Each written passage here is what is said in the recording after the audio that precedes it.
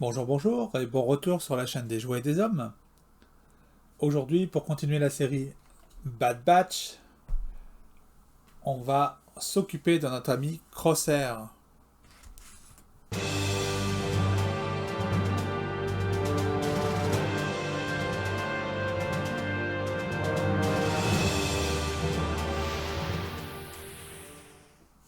Crosshair fait à l'origine partie de l'escouade du Bad Batch, mais à la suite d'avoir été repris par l'Empire et un gros lavage de cerveau, il va pourchasser en fait ses amis de longue date, donc il va devenir un méchant récurrent dans la série.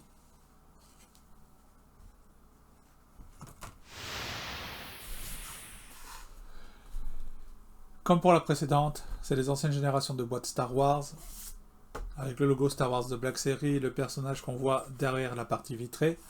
Le nom de la série télé, donc Star Wars The Bad Batch, le nom du personnage, Crosshair, attention de ne pas s'étouffer avec les pièces, 4 ans et plus, Hasbro, une illustration sur le côté du personnage, la même illustration avec la petite bio, c'est la figurine numéro 2 de la série, attention, les mentions légales, le logo Disney Hasbro, rien à revoir de ce côté-là.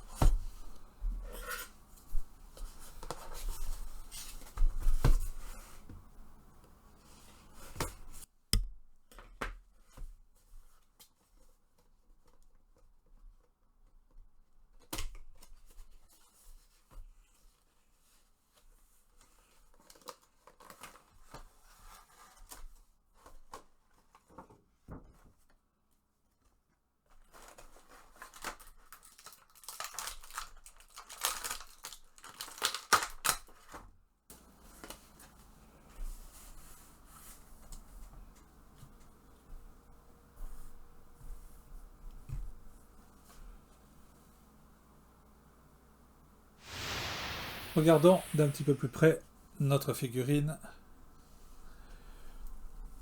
Même constat en fait par rapport que Hunter. Le personnage ressemble pas des masses au personnage de la série télé. Ils sont très humanisés plutôt que le Cara design qui est qui est très designé en fait pour la série télé. Donc c'est un petit peu bizarre. Pas mal de détails. On va retrouver en fait à peu près les mêmes thèmes que sur Hunter avec une armure globalement grise avec des retours de rouge. L'armure est abîmée à des endroits légèrement différents, donc ça donne son petit effet. Les épaulières, celle-ci est différente. L'autre est pratiquement la même, à part la tête de mort est un petit peu plus petite sur Hunter.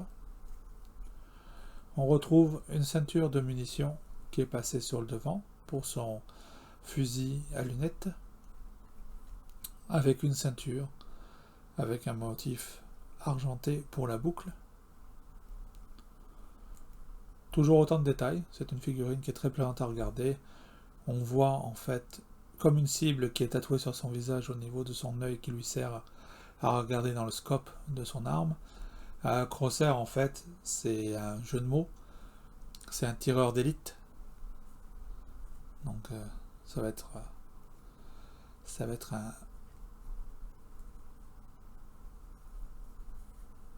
un adversaire redoutable. Cheveux gris, à la différence des autres. Donc c'est un clone qui serait potentiellement beaucoup plus âgé que les autres. On va regarder les articulations. On va pouvoir lever la tête, baisser la tête, la tourner sans problème. On peut pencher sur le côté, on est un petit peu gêné ici par le plastique. Le plastique mou de la sangle peut aller dans l'autre sens.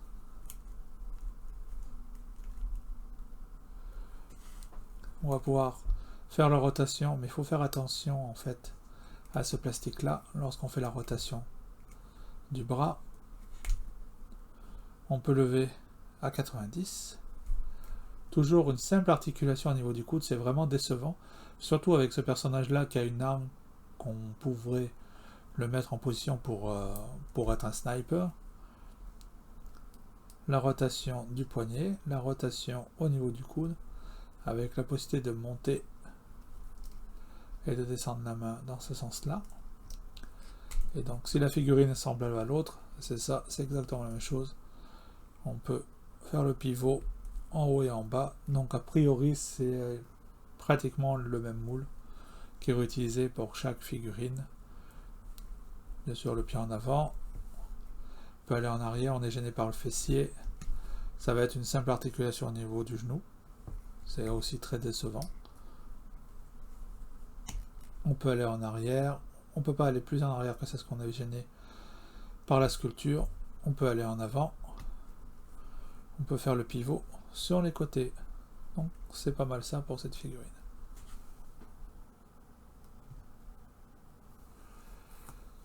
Au niveau des accessoires, donc on a un fusil long de sniper,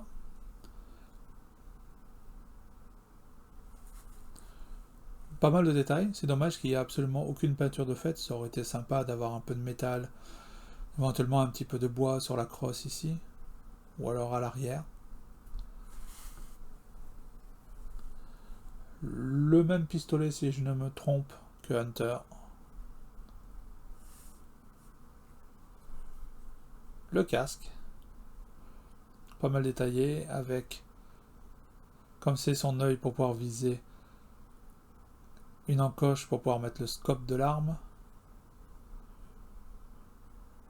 Le casque est pas mal différent et il peut rajouter en plus son écran de fonction. Et le sac à dos, pareil, différent que celui de Hunter, avec l'encoche à l'arrière, je suppose, pour pouvoir mettre le fusil, comme ceci.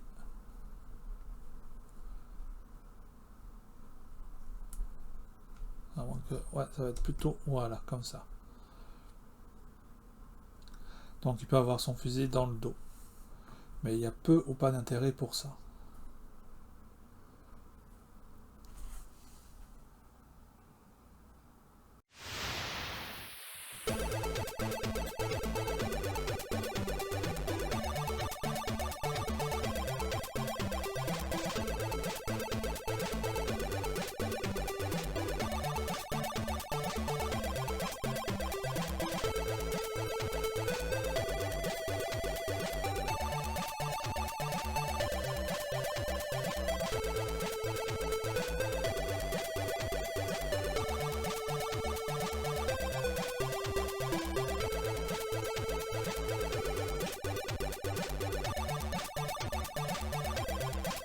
Et les voilà réunis avec Hunter, tous les deux casqués, son arme rangée à l'arrière.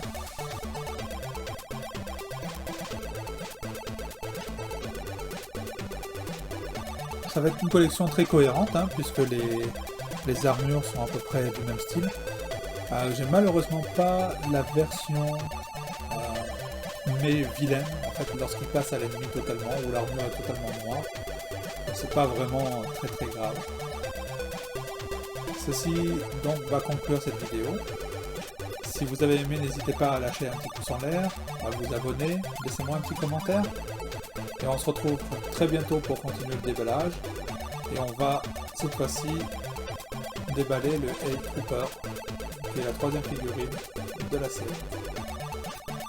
Bye bye!